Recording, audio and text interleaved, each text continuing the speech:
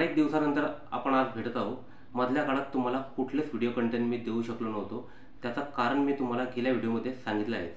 मात्र आता पुन्हा नव्याने तुमच्यासाठी व्हिडिओ घेऊन आलो आहे। अतिशय इंटरेस्टिंग असा हा व्हिडिओ असून शेवटपर्यंत पहा काय आहे व्हिडिओमध्ये।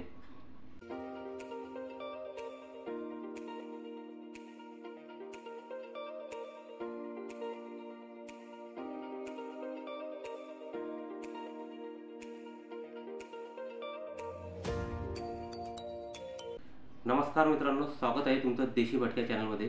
या चॅनलच्या माध्यमातून मी तुम्हाला नवनवीन स्थळांची माहिती देण्याचा प्रयत्न करत असतो आणि आजही तुम्हाला मी एका नवीन स्थळाविषयी सांगणार आहे। तसं हे स्थळ तुमच्यापैकी अनेकांना माहीत असेलच। नुकतेच पत्रकारांसाठी एक मीडिया रिट्रीटचे आयोजन करण्यात आले होते। त्यात मला देखील सहभागी होण्याची संधी मिळाली। तामिळनाडूतील कोयंबत्तूर येथील ईशा फाउंडेशन येथे ही मीडिया रिट्रीट पार पडली। आपल्यापैकी बऱ्याच जणांना ईशा फाउंडेशन आणि सद्गुरू यांच्याविषयी माहिती असेलच। सद्गुरूंच्या या आश्रमात 3 दिवस आम्ही होतो।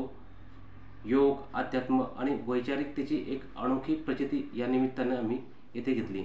हा अनुभव आणि आश्रमातील वैशिष्ट्य तुमच्यासोबत शेअर करण्यासाठी हा आणि पुढचे काही व्हिडिओ असणार आहे।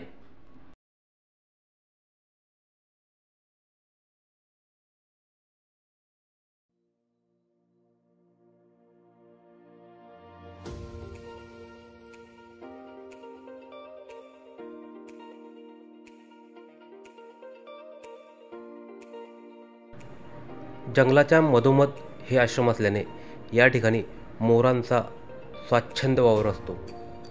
या आश्रमात अनेक मोर आणि लांडोर तुम्हाला बघायला मिळेल। या आश्रमाचं वैशिष्ट्य म्हणजे या ठिकाणी पर्यावरणाची विशेष काळजी घेतली जाते। या आश्रमात प्रवेश केल्यानंतर असं जाणवलं की इथं असं कोणत्याही प्रकारचं वाहन वापरलं जात नाही ज्यामुळे प्रदूषण होईल। भाविकांना ने-आण करण्यासाठी अशा प्रकारच्या बैलगाड्या येथे वापरल्या जातात। यासह इलेक्ट्रिक व्हेकल आणि सायकलचा देखील मोठ्या प्रमाणात वापर होतो। हा आश्रमाच्या बाहेरचा परिसर आहे। या ठिकाणी कॅन्टीनची व्यवस्था करण्यात आली आहे।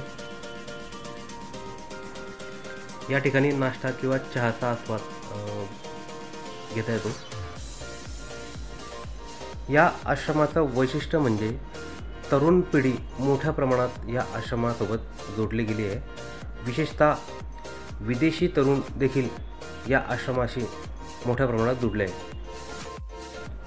विदेशी तरुणी या ठिकाणी का येतात हे जाणून घ्यायचं असेल तर पुढचा व्हिडिओ नक्की पहा।